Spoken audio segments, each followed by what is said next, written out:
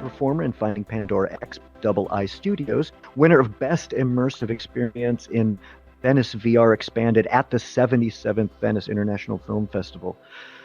She's a founding member of Ferryman Collective, where she co-produced and performed in the VR theater shows Para and Krampusnacht and her current show, Welcome to Respite. Witten Franck is a performer and marketing guru on the Severance Theory, Welcome to Respite. She's also a voice, television, and theater actor for Los Angeles. Her recent work includes the award-winning horror short Sea Green, as well as the groundbreaking work in the immersive VR experiences The Underpresents and The Tempest. She can be heard as a guest star in season 1 and 2 of Rom-Com Pods, and is an audiobook narrator and can be found on Audible, other sites. She's a graduate from Carnegie Mellon University and Lambda in London, and is proud to have worked with many amazing theater companies in Los Angeles. In her copious free time, which we all have, she moonlights as a DJ specializing in vintage jazz, blues, and soul. Braden, there he is, there's Braden Roy, is a co-founding member of Ferryman Collective. He has a background in film production, illustration, marketing, web development, audio production, game design, and development, as well as has 11 years in information technology. He previously served as the writer, a producer and co-director and performer for the live immersive VR productions Para and Krampusnacht. His current productions include The Severance Theory, Welcome to Respite, and En Route, the former of which he serves as a producer, performer, and is responsible for your adaptation. The latter, producer, or director, and lead mechanical design.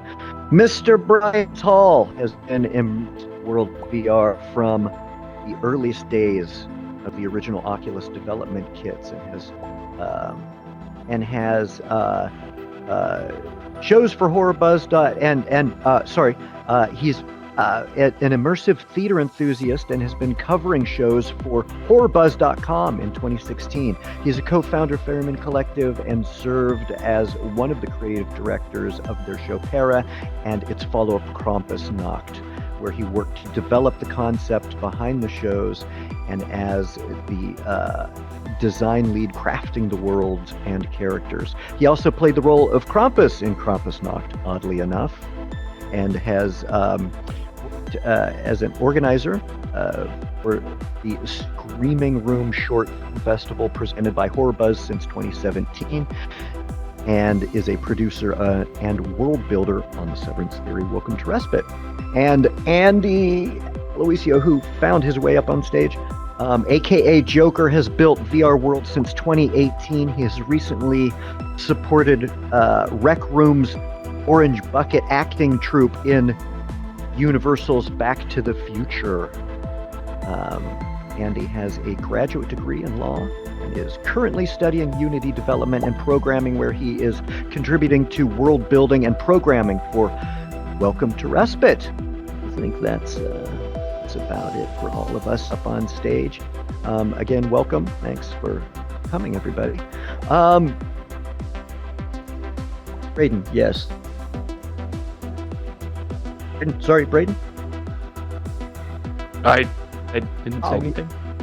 Oh, okay. Sorry, dear. Saying something about Braden. Lindsay Scoggin, tell us about Welcome to Respite and how it started.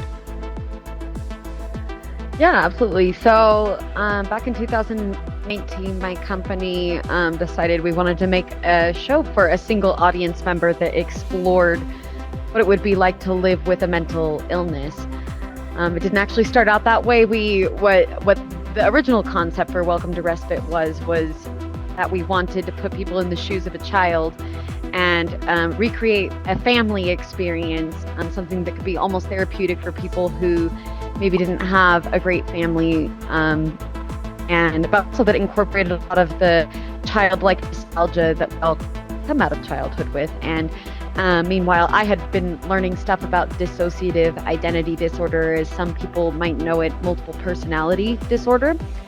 And I found it really fascinating how the human brain would protect people who experience severe trauma in that way by helping them break away from the current situation when it seems unescapable. So we ended up melding the two ideas together, and Welcome to Respite was born. And the story ended up being that we put the audience member in the shoes of Alex, who is the main character and the host of the personality system. And we send them back into a childhood memory to uncover some of the memories that they have forgotten.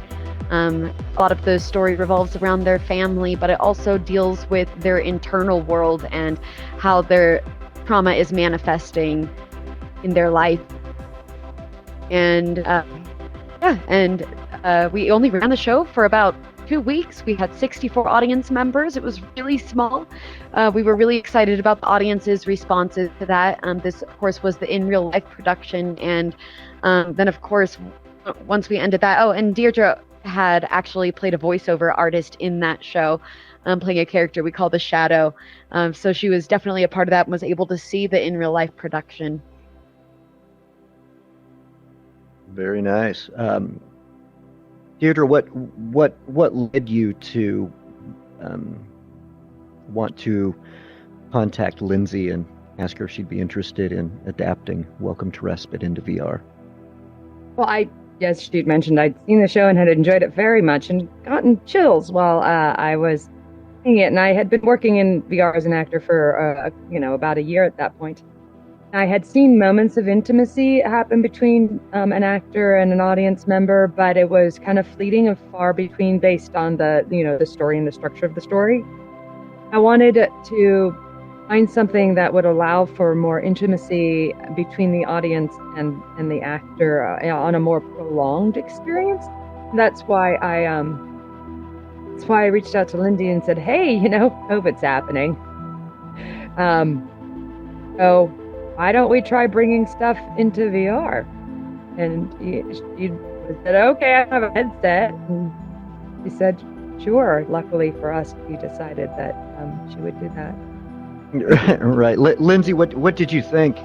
It was kind of out of the blue, I know, when Deirdre reached out to you. Yeah. What did you think? I had a lot of thoughts about it. Well, I had never done anything in VR. Well, I had gone to what was that installation they had in downtown Disney with the Star Wars VR project? The Void.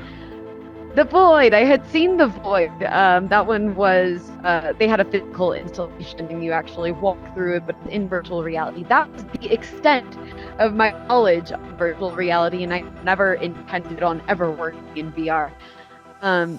So yeah, at the time I didn't even have a headset, but I think the big thing for me was that I knew that the story and the experience that we had created with Welcome to Respite had touched so many people. As they came through this experience, it had been something that was so intimate for them, and I think the roller coaster of emotions, it was just too exciting to not be able to do it again and share that with more people. And of course I trust Deirdre, so because of our relationship, and I had seen what she had been doing in VR, I decided to trust her, and just took a step into kind of the unknown, and I was really excited about it, really. Right. And you mentioned that you hadn't spent a lot of time in the headset, and there's sort of an adjustment period to getting one's sea legs in virtual reality. And when we agreed to do this, you just kind of got thrown into the deep end quickly and seemed to adapt pretty well. Did you have to fight off nausea a lot? Yeah, I did. We ended up having to take breaks, which their team did not need at the time because they had been used to it. I was like, I need some time to get used to this, but I mean, it was great. Yeah. It was like an hour after you asked for a break. Yeah, that is true. Pretty long for a newbie. I Our new remember audience members don't usually last that long, so. Yeah, you stuck with it pretty well. Yeah, I had to take breaks. And this is I think to Brian and Raiden specifically. What did you guys think when we talked to you about it after Krampus knocked? What were your initial thoughts after reading the script, and any preconceived ideas and what you learned? Well, yeah, I was really excited about it. I also realized that it was going to be a significant challenge. I guess that was where a lot of the excitement came from.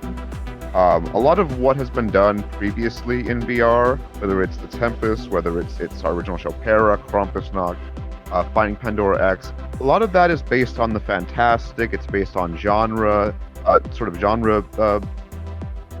takes of sort of storytelling, your sci-fi, your horror, your fantasy elements.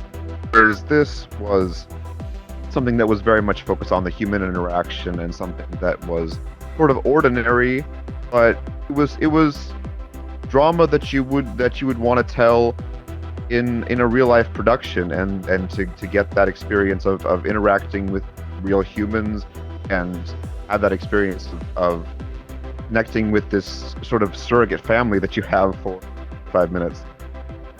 You do see that sort of content in real life immersive, but VR has traditionally so much been focused on visual and giving people that real moment experience. And we do have those moments in the show, but it was quite the challenge to think, how can we present this intimacy of this experience to people in is traditionally not a particularly intimate platform, given that we can't sort of touch each other and we're not look each other in the eye in the same way that we could in a real production. So it was intimidating, and I wasn't convinced that it was going to work, but I thought that it was something that we needed to try, see if we could do it, because it opens the door to telling so many different stories that you can't tell if you aren't willing to sort of take that risk. Yeah. Right. Yeah. I feel like all of us kind of had that same feeling. You as well, Braden? My feelings were like early on, before we even opened our first show, something that I really wanted to play with and experiment with was how to have that sense of intimacy and person-to-person sense of presence that you'd seen bits and pieces of in some other VR work that kind of predated what we've done, but no one really dove into it. And with our first couple productions, we played with it a bit, but we didn't really have the opportunity to really dive in and see what can work and what doesn't work in terms of connecting our actors with our audience members and making them feel seen and in the same space. So when I found out about Welcome to Respite, this was finally an opportunity to really dive in and focus on those things and figure out what works and what doesn't, what can be translated from the real world one-to-one, and what needs to be modified or elevated. Other than that, at the time, I was thinking, this is going to be quick and easy. We just need a house. It'll be super fun. It was much more than that in a very good way, though. all quick and easy. From our previous two shows, I had become acquainted with Joker and his work with the Orange Bucket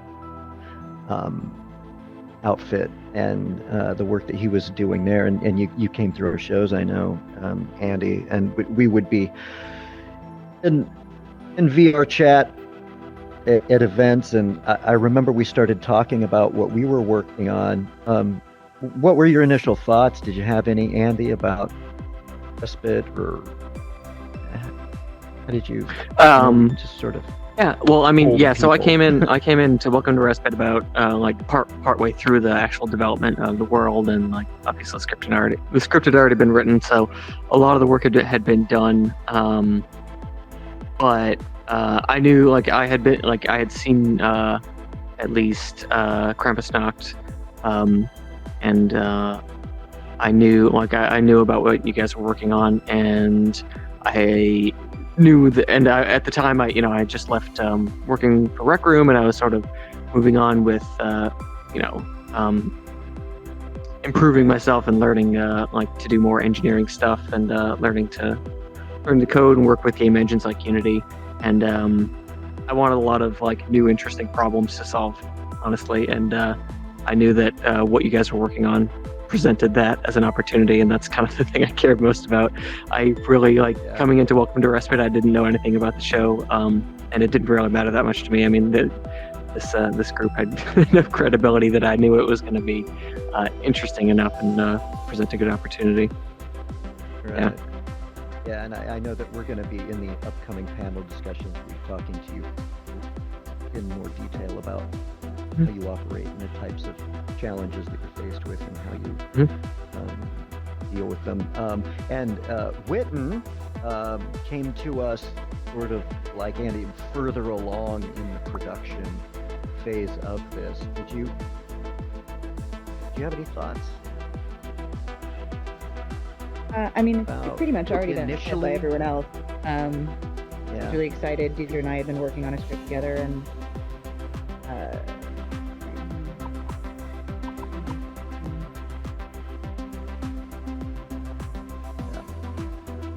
Deirdre and I had already been working on a script together, and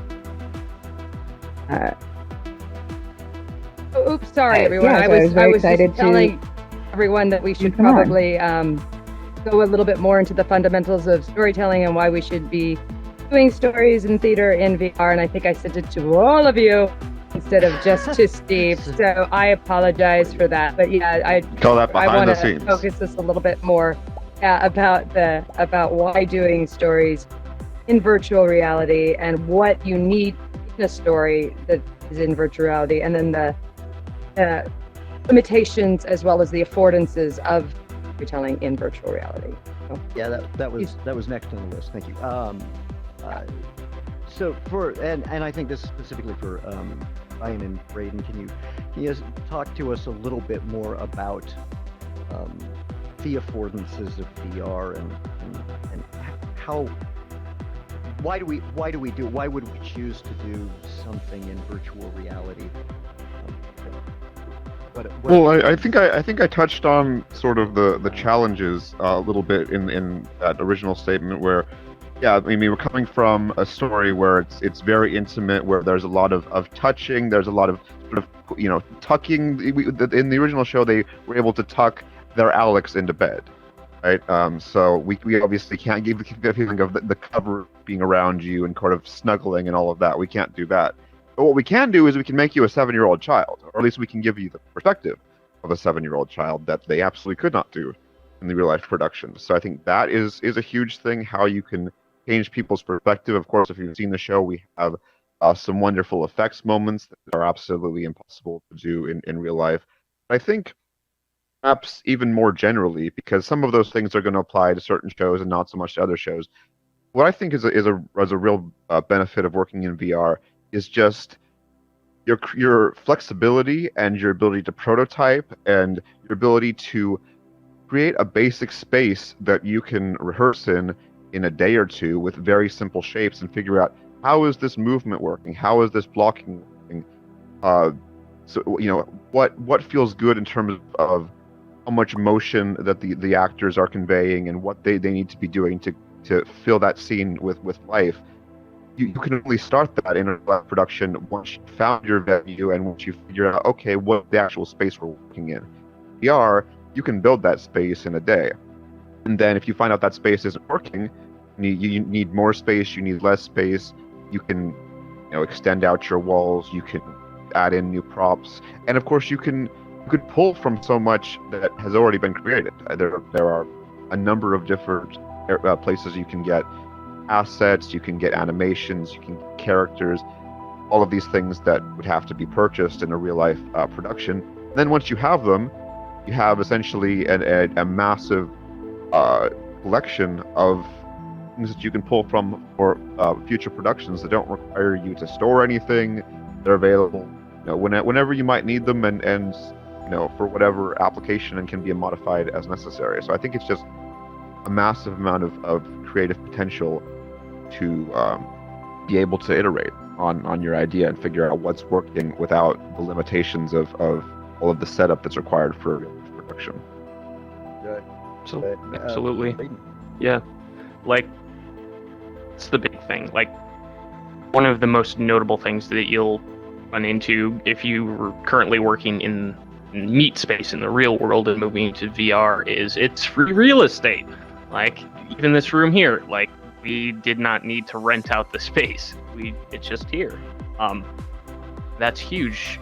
You can use that to your advantage, and you can have multiple teams of actors working simultaneously in the same set, but different instances of that set, which is definitely not something you would be able to do in the real world. You would need to, rent out separate physical spaces if you wanted to do anything to that effect. But for me, the most exciting part about storytelling in VR and why it's kind of inherently unique is it kind of boils down to a concept, phenomenon rather, called the Proteus Effect, which the short version of that is that people have found that if you put someone in an avatar, whether it's in VR or just a regular video game or whatever, they will start to naturally put themselves in those shoes. They will intuitively kind of start role-playing without even realizing doing it. Put them in an elderly person's body, they're going to start acting a little bit different without even trying to.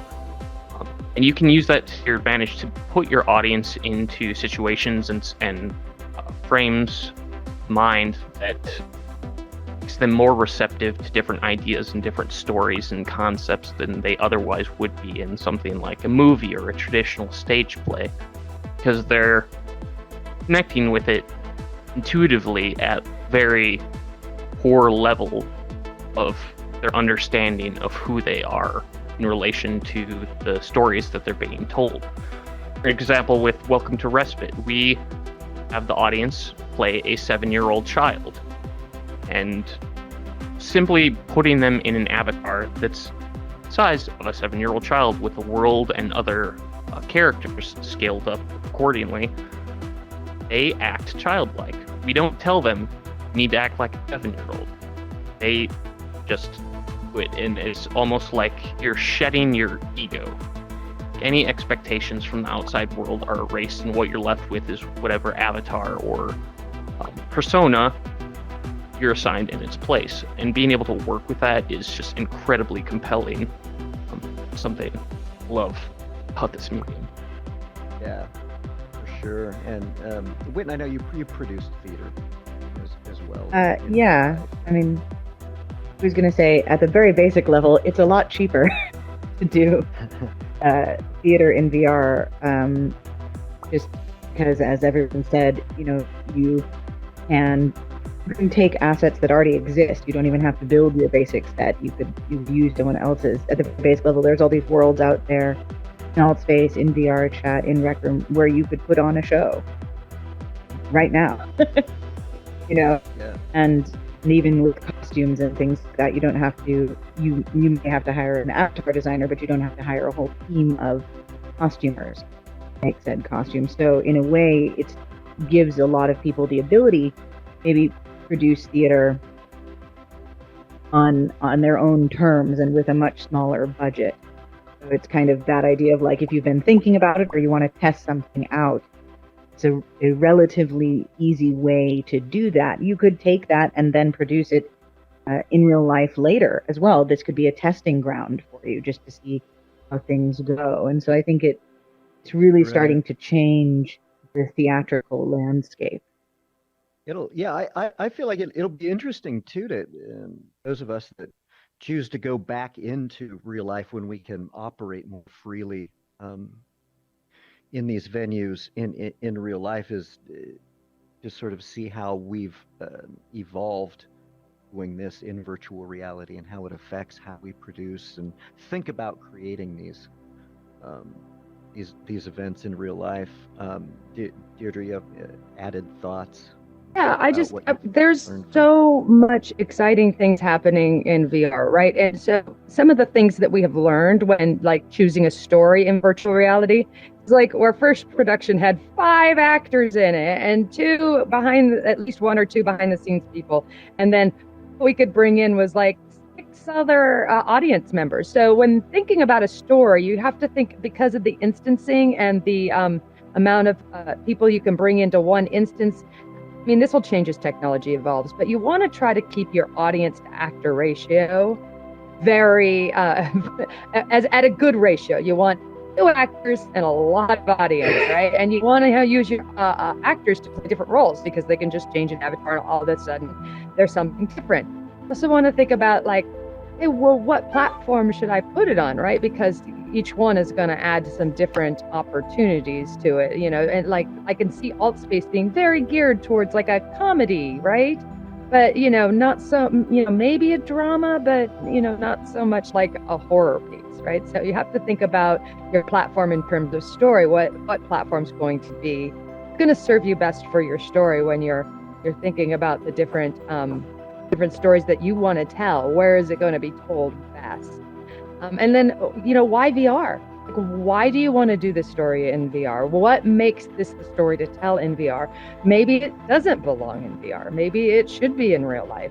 So you want to know what are the reasons that you want to bring something into VR. I certainly wanted to explore the intimacy, but there's something to be said about being able to take a child's imagination and show it, right? In real life production, they were able to hint at the shadow or at a child's imagination. Here in VR, Dad can be up in the attic and turning on the star projector, and you see it reflecting on the walls.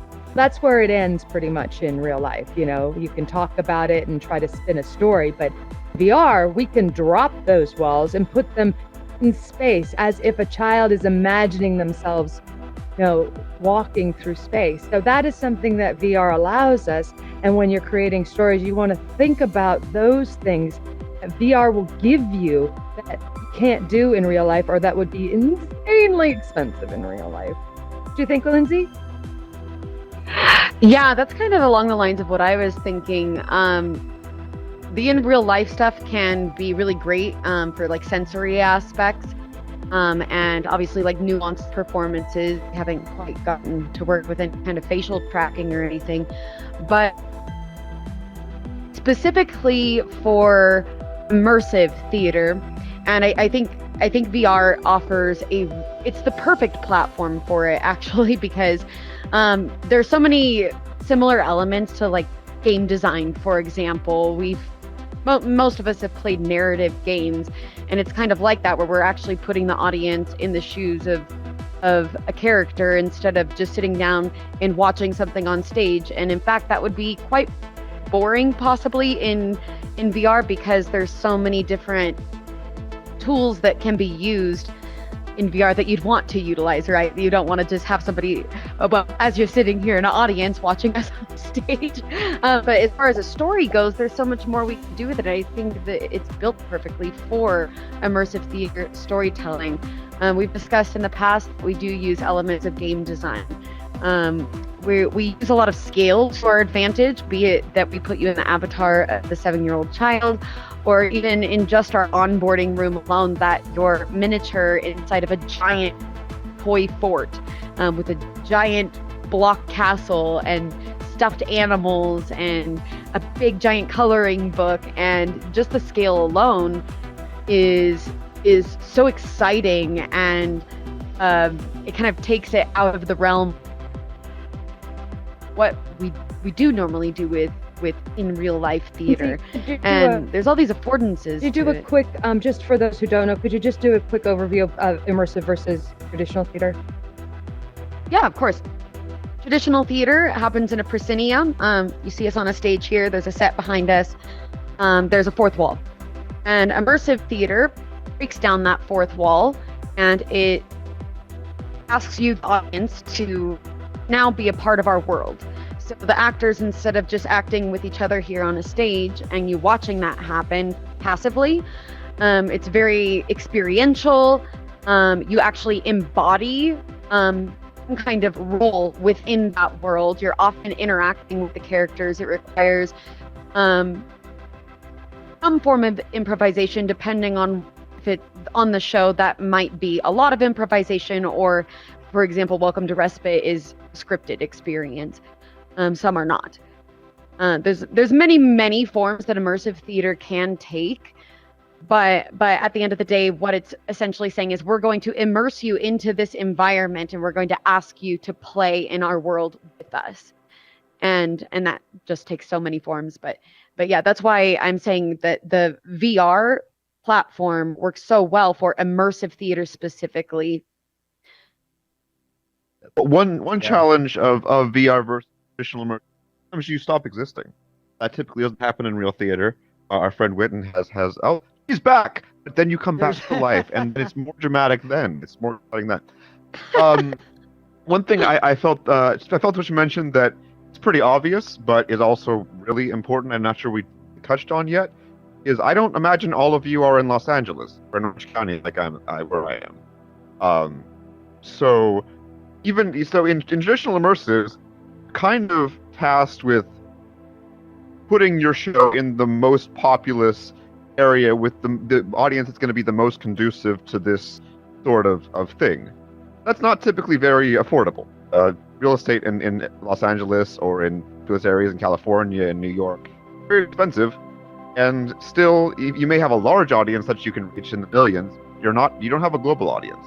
We have a global audience. We can bring people in all out the world that may not have had access to immersive theater or theater at all previously. So, obviously, very important aspect of VR development versus traditional.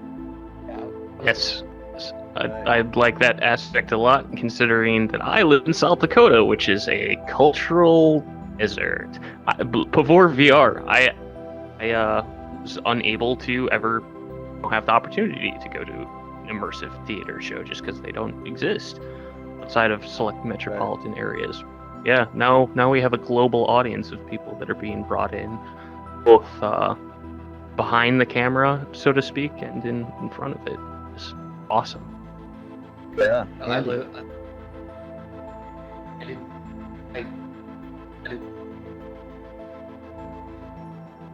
Your audio seems to be cutting out a little bit.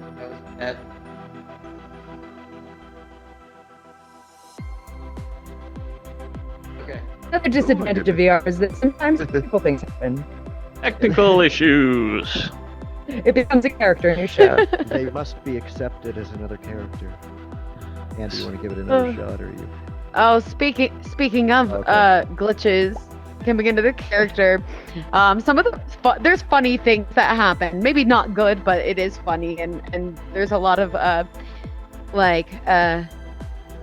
if we have to just roll with the thing that has happened in Welcome to Respite that Joker has reminded me of right now is that there was something happening where people would just look like robots, and we ended up working it into the narrative where in the beginning, as we're onboarding people, that we have a sticker in the toy fort, and it's of the robot, and we're toys as we're onboarding people, and we always have to ask them, hey, does anybody see a robot that looks like this? Because we've been having a robot invasion.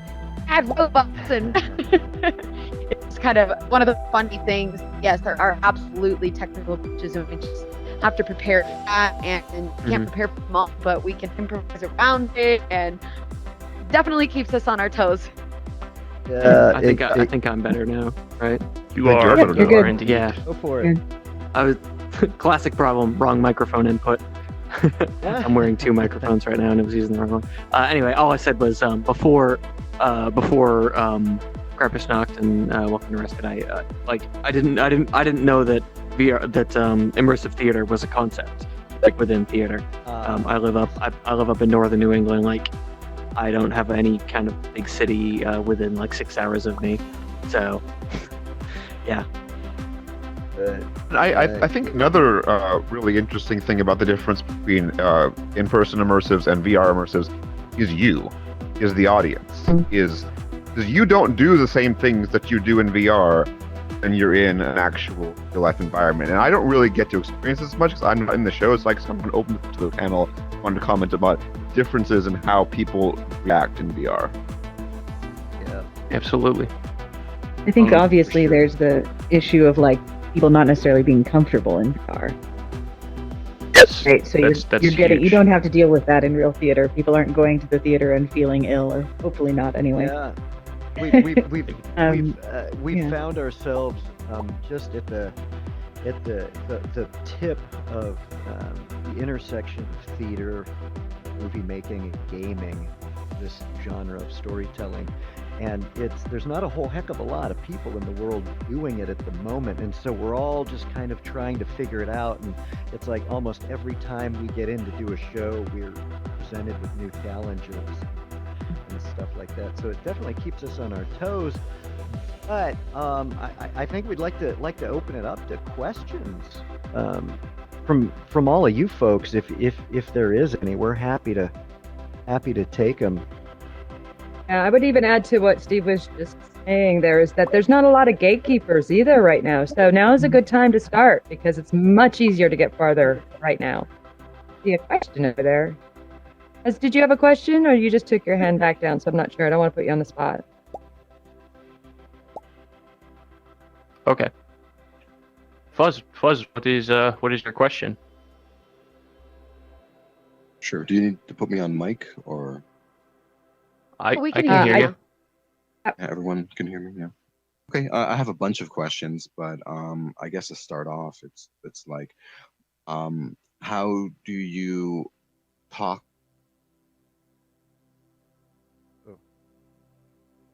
Your audio dropped. An ironic point in the sentence. We missed the last part of your question there. I think I Is he muted. muted? Hello? Hello? Oh, there you go. You're Now back. you're back. Yeah, you're back. We heard how do you talk, and then audio Heard, cut no off worries. after that. So the audience is one big superorganism. How do you get cues back? Do you ask for like a majority? Is everyone happy faces? You go for like, is it emotionally kind of being driven as an interaction, or is it almost like, I mean, is it where the character is almost like Master Chief, where they never say anything and they're guided through, and they're kind of like the Sherpa? It varies from experience to experience, and up to and including the show itself. But typically, audience, well, it depends on their level of comfort. Some people prefer not to speak and will kind of go through silent or want to just be more passive and observe. But a lot of folks go through and they'll be actively talking with other characters as a character themselves, so to speak. And the things that they say and the things that they do are then acknowledged by the characters played by our live actors, and kind of a back and forth Is it a between the choose two. your own story kind of a thing where you might have three No. different options, and if you go towards, you know, if the audience is more angry No, than this sad, is- you'll go towards narrative, but one single narrative is what you're saying, and There's- the For Welcome to there's Respite, a lot of it's different not, sort of there are- immersive storytelling there are others methods that in have our that. production. We do have it where the actors they would completely talk the whole show if our Alex doesn't interact with them. Then they improv based on that interaction. There are some shows that will have that sort of choose your own adventure kind of format. There are a lot of different formats that you can choose. None of them are right or wrong. It just depends on how you want to tell your story. Sure. Mhm. What Yeah, I mean to I- say is there like an overarching like plot? I mean, are you taking the viewer Yes. from a place to get Yes, to a there place is. and then come back? And then do they have? Right. Does their interaction help with that at all? You know what I mean? Sometimes it does help, yeah. There's a story that's in place that has an ending that is happening regardless. This is more about, because it's a memory, we're taking them through something that already happened. So the person who's the main audience participant in this is within that, has some freedom of speech, but they are, and we are bound by the confines of the set story. In this production, that's the way we chose to do it for this. Yeah. These are development questions. I think that you're asking, and specifically with this show, it's a scripted narrative story. That is, it was written in such a way that it will ask questions of the hero character and allow for a fair amount of improv. Then the actors will bring it back around to where we need to lead next. Deirdre and Witten, when they were performing in the Under Presents and Tempest, that's a whole different game, and that was produced in such a way that the audience members can't speak at all. And we have some non-speaking audience members as well. We have 9 alter characters that are more passive, more observant. So there's sort of 2 roles. So it helps to come and experience different immersive shows so that you know all the different ways people have designed their shows. Yeah, there's no right or wrong way to deal with audience interaction. Sometimes the best answer, if you want to tell a really tight story, is to not give the audience interaction. You don't have to do something immersive necessarily to do something compelling in VR. There's Orange Bucket acting troupe that Chris worked with that they do fairly traditional proscenium type of productions. Have an expanded sort of set where are multiple sets throughout the environment, and like they'll have set pieces that'll be flying over you, or they'll do things to bring the audience more into the show than you would traditionally be in a traditional proscenium show. But then there are shows that take a much more improvised route and give the audience a whole lot more freedom to influence the world. And it's really a choice of how much variance and how much sort of control are you willing to let the audience have over the show, and does that make sense to the show you're trying to tell? If you give the audience a huge amount of influence over your world, and that does make the experience more memorable in a lot of ways because they feel like they're actually taking part in this world. Also, now you're taking a lot of the burden off of your actors and putting it onto your audience to portray a compelling character.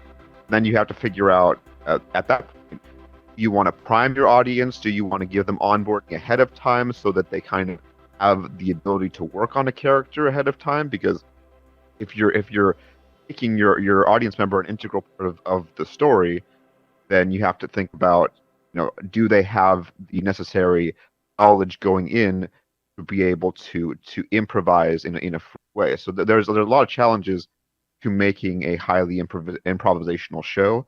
I think with Welcome to Respite, we've tried to walk that line where a lot of wonderful things can happen if Alex is interacting and really getting into it, but we can still have a very functional show if they do not. We kind of give ourselves that freedom to still be able to operate with those limitations.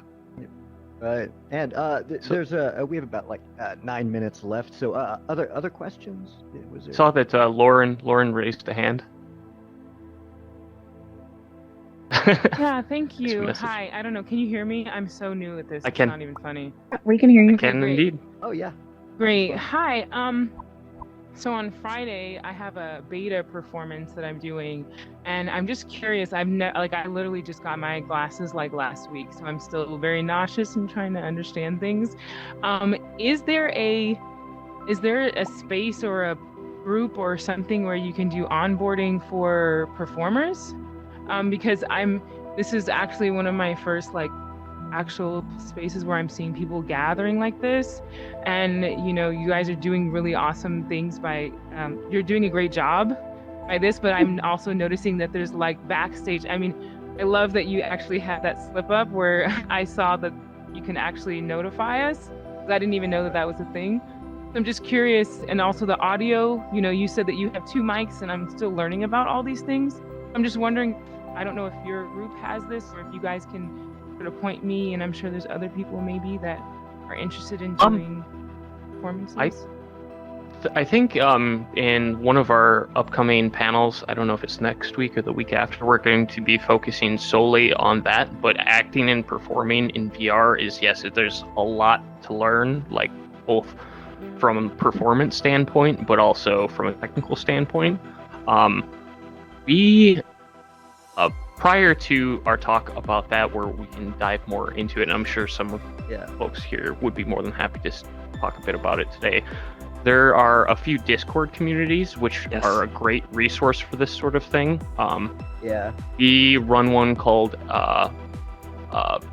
VR Live, which has a lot of these sort of questions where we can kind of view tips and tricks and suggestions depending on how you're doing your performance, what platform and what type of experience and that sort of thing. I don't know the best way to get the invite link. But I'll make sure to friend all of us, and then you can message us after. Yeah, we'll stay after for some more questions and more specifics. Even that, because I'm actually was trying to friend you guys and I can't. It's not letting me. So I don't know. There's a wall between us and you guys, so I can't click through. Right? So if you guys come past the invisible wall, then we'll be able to click on you. We'll do that. Really? I think we can take down the.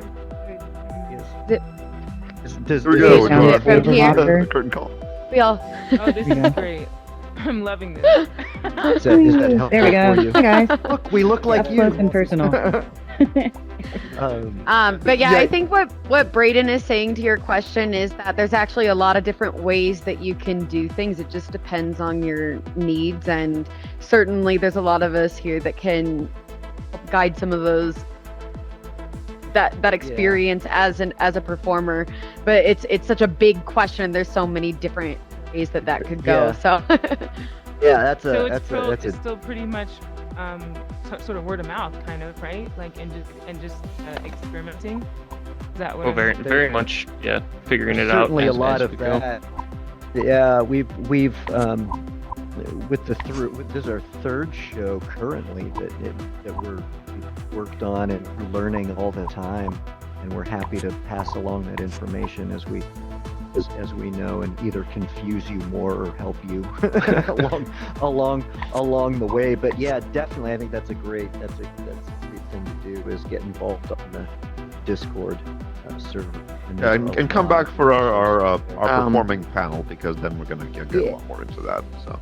Also, by the way, all of us are on Instagram and all those things. So if you go on there or Facebook and ask us questions, we're more than happy to help out. That's actually probably that's a decent way to look. We're talking about the how to get people into this Discord server, which I'm always a proponent of. Maybe direct messaging on the Welcome to Respite account on Twitter is one way to do it. The other thing is, I just looked at the Altspace website, and so if you're friends with a person, you can send text messages back and forth. So friend one of us. I don't want to volunteer myself because I never log into that website, but and then you can message. You can send messages. We can send you the Discord invite, like the Discord user. And it's a great resource. Indeed. Great, thank you so much. Yeah, you're welcome. We'll continue the conversation for sure. There's 4 minutes left. We could. Some of us can stay over certainly and answer more questions if you have them. I just wanted to. Just while everybody's here, mention that our upcoming dates for Raindance, our shows start on October 28th through November 21st, and you can secure tickets through the severancetheory.com website, and that will lead you to a link through to TicketLeap, where you can get tickets. Now, if you are interested in supporting the show and attending one of the performances, if you use the promo code EARLYBIRD, that's all run together, one word, EARLYBIRD, that'll give you a 30% off for the first week. That's October 28th through the 31st. I think there is one Alex ticket left on the 31st. The rest are taken up. Wanted to mention that, and I believe as Witten said, perhaps Lindsay, you can contact us all through the severancetheory.com. The next panel discussion that we'll be having here is next Monday, November 21st at 12 noon. That's Pacific time, like this one. And we'll be covering a lot more in-depth world building, specifically platforms with which to, give you options to produce your show, and the myriad options out there currently that you can do based on. Come share in our post-Halloween blues. Not looking forward to it. Yes. I have a quick question. Yeah. And we can sort of go more about the benefits, costs, and profitability of theater in VR, which, very quickly, Natalia, like most theater, profitability is a really interesting proposition. We are still working on that, I suppose, is the short answer. In terms of the cost, it is much cheaper than producing live theater, at least at the very beginning. And you can work with a smaller team. Sets, obviously, and costumes don't cost quite as much. So, there's definitely an ease there, and the bar of entry perhaps is lower, whether for good or bad. And there's no limit on the amount of productions you can do, right? You don't have to rent out a space, so you can continue. So long as the show is continuing to be profitable, you can continue to do the show as long as people continue to see it, and you're willing to do it. So, a lot less overhead, and a lot more opportunity for, especially if you get a show that's working that maybe you don't want to continue doing, you can kind of pass it off to somebody else, and they can take it over. You just sort of share the world, share access to the world. So there's a whole lot of different ways to monetize theater, and just to make it sort of a recurrent thing that you don't have to worry about continuing to support financially. I would say, a lot of people already know how to go to theater in the real world. You get in your car, you drive there, you get out of your car, you walk into a place, and then, oh my gosh, there you are, right? We have to teach our audience how to get into VR and that theater exists in VR. So I do think that,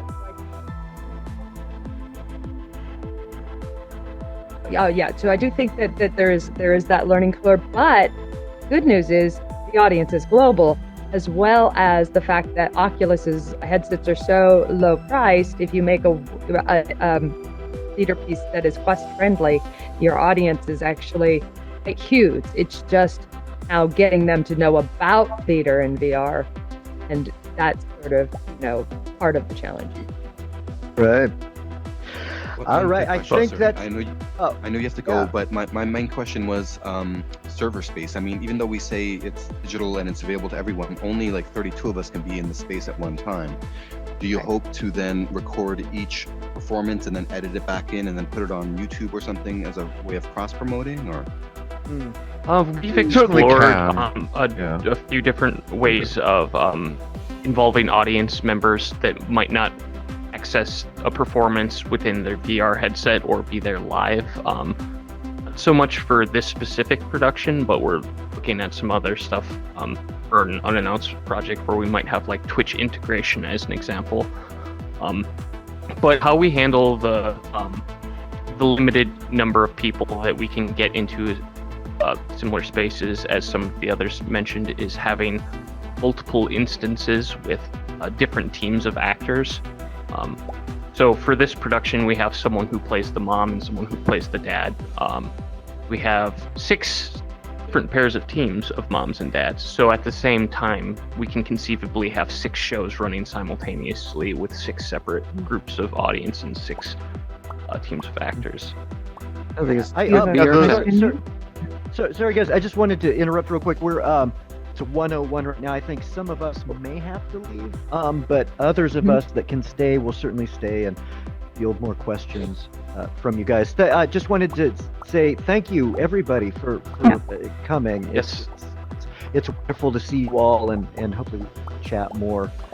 Thanks for the time and the support. And if you're interested, next week as well. But and thanks guys for coming. We'll be in touch then. And I know. If you have to go ahead and pop out. Otherwise, the rest of us I'm gonna hang out for a little more time. Sure. Yay. Oh, excellent. Excellent. I think we have a question here. Yes. Yes. That's a great question. So when you're designing for live versus a more traditional game, you have to make sure that there's not pauses that's one big part of it. Is to make sure that your audience member is engaged. Whereas with a traditional game, like say Gone Home or another narrative game like that, part of it comes down to letting the player explore and have the atmosphere and tone kind of settle in around them. Whereas with something live, what we're doing, you need kind of constant levels of engagement on some different level. Likewise, because we're live and in the space with player, the audience member, however you want to refer to them, we need to have a wider set of responses than it wouldn't be impossible to have an infinite number of responses in a game, but it would be quite difficult to do. And also, a big part of it is how someone playing a video game interfaces with the game itself is, kind of different on a fundamental level, where they're given kind of binary choices or multiple choices, but they're usually hitting buttons or performing actions in some way that trigger events or trigger dialogue in some way, whereas how our audiences primarily interface with sort of work we're discussing, it's all very naturalistic, and we need to write around that to make sure that it works and feels organic. You're replacing gameplay with dialogue and interactions, essentially. To kind of go off of that. What you're transitioning from with a traditional game to theater is you're sort of taking the onus off of the player in a lot of senses. In a traditional game, the NPCs, the characters that you're encountering in the world, are essentially an extension of the story. They're a personification of the story. They don't need to exist. You could just give someone, a bunch of text, like a traditional text-based RPG. You could take the place of these characters. The characters are just sort of meant to personify the story that you're trying to convey. Whereas with this, those characters you're meeting in the world are controlling the world. They are those actions that they're performing aren't just animations that are playing out. Those are things they actually need to be able to interface with to convey the story. So in that sense, the player isn't an afterthought. The player is the focus, but so much of the function of the world in an immersive theater production is placed on the characters you're interacting with, versus in a scripted performance where they're sort of just smoke and mirrors. See? Yeah, so in a lot of the immersive theater work, when we're looking at writing, a lot of the times we're designing, instead of from like a game design perspective, like you'll see a lot of narrative games do, what we focus on is almost that emotional journey that we're trying to take them on. And a lot of what is great about having a live actor there instead of NPC is that audience member actually feels seen. They're able to show up as they are and react emotionally to something, and then have an actual person respond to that and respond to their presence. And I think that's the biggest difference between having an NPC talk to you and have a live actor, because while narrative games are great and you can get a story from it, you don't feel like it's you that's actually embodying that role. You know that it's kind of predetermined, everything that's going to happen, and the world is just responding to kind of the predetermined triggers that you can program in, right? You can't fully program actual human interaction. I think that's the biggest difference. And speaking of live actors, we had Kelly Jones. And we have Lee, too. Yeah. And Lee Erdman. Kurt. These are two of our Say hi, you still here? two of our acting teams. He left, but yes, Kurt, who is here, is also an actor. All right. Well, now I do have to go. Thank you so much, everybody. Have a good day. Thanks, Lindsay. Thanks, All right, Lindsay. Thanks, Lindsay. Take care. Yes, other questions? Hi, Rebecca. Rebecca. Rebecca. Another maker over there. And made thanks, our lovely Rebecca, world for this here. wonderful set. Yes, Thank you. Yes, thank you. Welcome. Becca actually has a show that's currently going. I think there's only 2 more showings of Onboard XR. She has a lovely piece called New Aquaians. It's just a lot of fun. Braden. And Braden also has a narrative in that very same piece that has brought it all together, and it's been fantastic. Yeah, if you want to get a really good sort of overview of a lot of the different things that you can do in VR, Onboard is a really good place to do it because they've got several different creators that are all doing their own thing, and they all have their own different approaches and their own different things that they're focusing on. So it's a very interesting way to sense of all the different options available to you in VR. Of course, it's all on Mozilla Hub, so it's all one platform, which has its own set of limitations as all platforms do, but certainly a good overview of the options out there. Yep, I would highly recommend picking up a ticket for this over here, and then also Onboard XR if you really want a full primer. Because there's I would give you 7 different total of 7 different ways of doing XR theater. Which is a lot.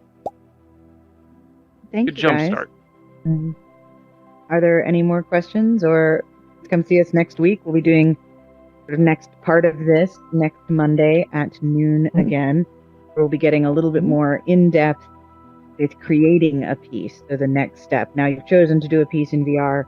Now, how does one actually start the practicalities of doing that? So, yeah.